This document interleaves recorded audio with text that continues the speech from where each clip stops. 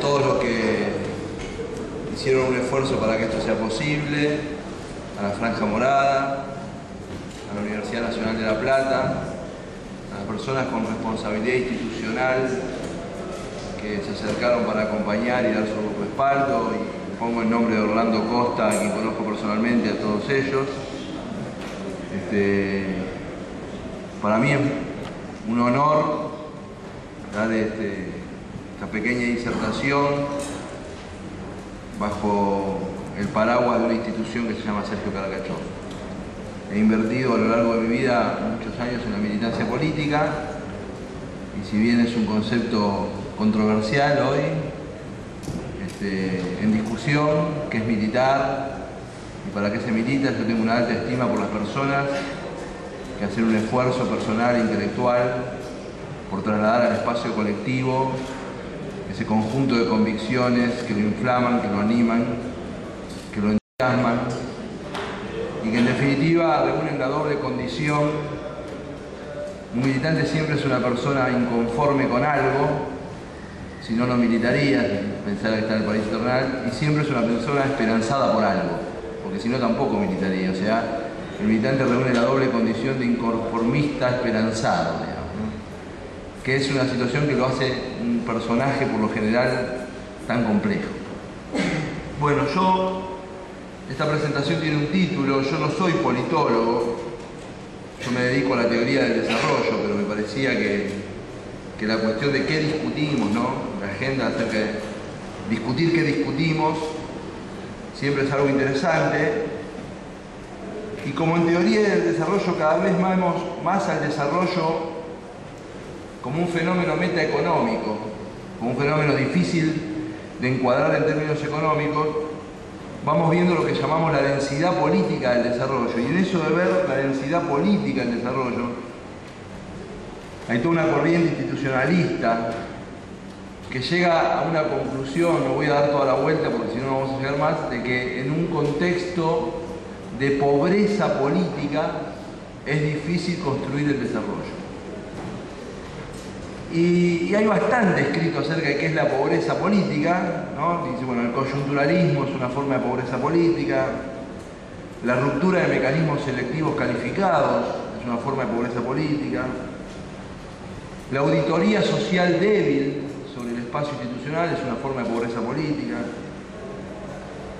la ciclicidad, cuando la política acompaña exclusivamente al ciclo económico, es una forma de pobreza política. Disponer de una agenda política corta, o sea que las sociedades discutan pocas cosas, es una forma de pobreza política. Todas estas formas de pobreza política son formas de pobreza política que uno verifica en la Argentina, digamos, lamentablemente.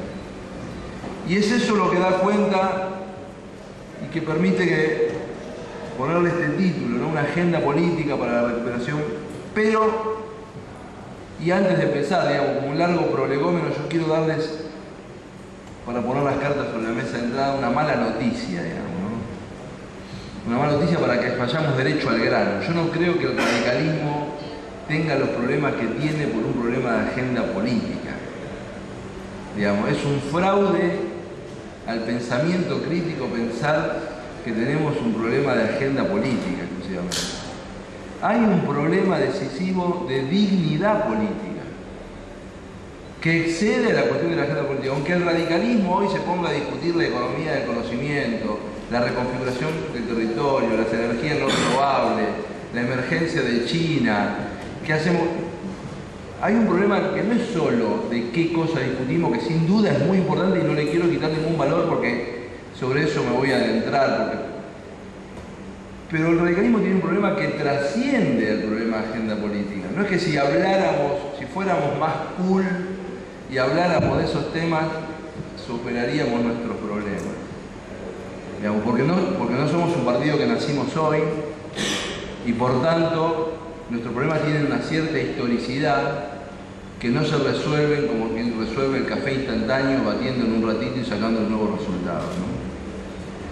Entonces quiero poner esto arriba de la mesa porque en ese sentido voy a defraudar la expectativa del título, digamos, ¿no? O sea, voy a hablar de la agenda, pero quiero que sepan que no voy a hablar exclusivamente de la agenda.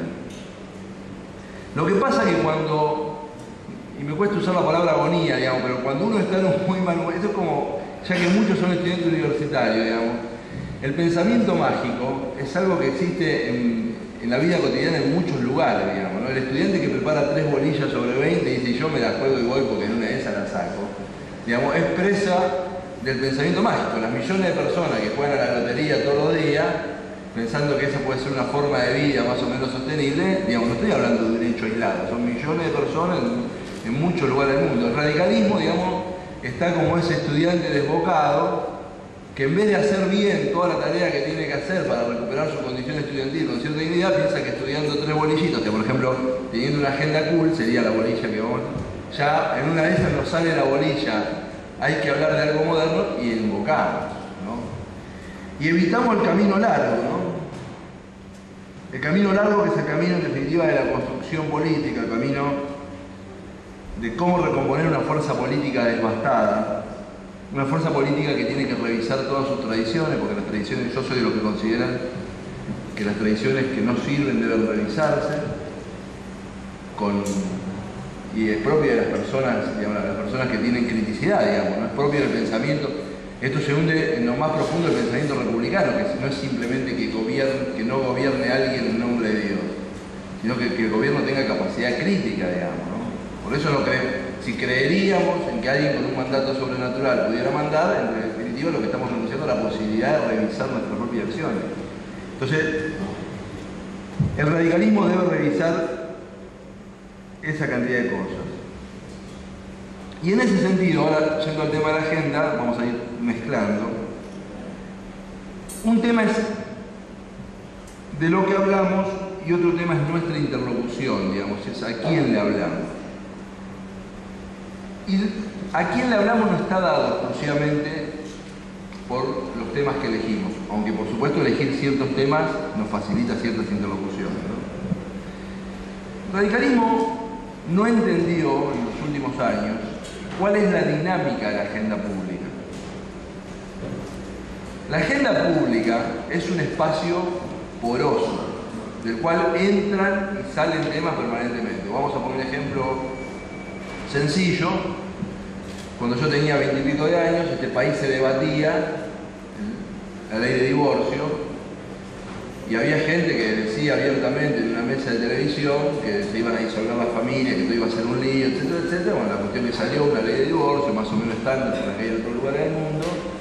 Se divorciaron lo que se querían divorciar, no se divorciaron lo que no se querían divorciar, y hoy ese tema no integra la agenda pública. O sea, yo no escucho a nadie debatir si la Argentina tiene que revisar o no la ley de divorcio, por ejemplo. O sea, ese tema salió de la agenda pública, porque las sociedades saltan en situaciones. Del mismo modo que ingresan temas, y es bueno saber cómo ingresan los temas a la agenda pública. Hay 4 mecanismos más o menos identificados, por supuesto debe haber más, pero 4 categorizables, por los cuales los temas ingresan a la agenda pública. Un mecanismo es la acción de las élites vanguardistas. Efectivamente, digamos, las mujeres sufragistas del principio del siglo, el tema no estaba en la agenda pública si votaban o no votaban las mujeres. Un grupo de mujeres más o menos ilustradas de la burguesía, en sociedades que en ese momento considerábamos desarrolladas, ponían en cuestión que lo que se llamaba democracia era una democracia masculina exclusivamente, y eso en algún momento hace tensión a su propio discurso. Las acciones vanguardistas las conocemos con relación a los temas ambientales.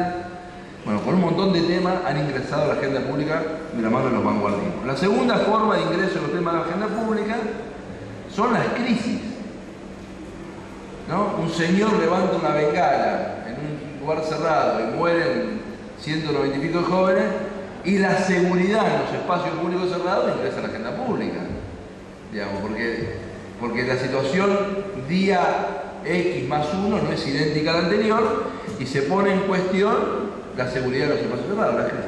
Y una tercera forma, antes de entrar a la cuarta, que es la que el radicalismo puede, es la emergencia de nuevos entornos, digamos. La aparición, por ejemplo, del entorno, plataformas tecnológicas, etcétera, pone en discusión la propiedad. Porque un nuevo entorno, que donde se pueden transferir una cantidad de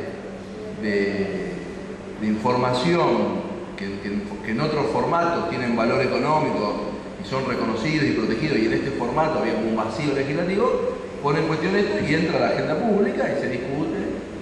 Estos tres mecanismos son mecanismos sociales de incorporación de temas a la agenda pública. Y hay un cuarto mecanismo que es que un tema forme parte de una agenda de un subsector político que le propone a la sociedad, no en carácter vanguardista, una solución más o menos integral a un montón de temas del cual ese tema forma parte. Cada vez más, por un montón de motivos, la lucha por la agenda pública es una lucha cada vez más social y menos institucional, no en la Argentina, en el mundo, porque estas plataformas facilitan la interacción parainstitucional, porque el proceso de legitimación, la legitimidad de los estados está muy puesta en duda en muchos lugares, entonces la agenda pública es apropiada de fuera del Estado, por muchos mecanismos, y es una de las formas que se muestra una forma de debilidad política.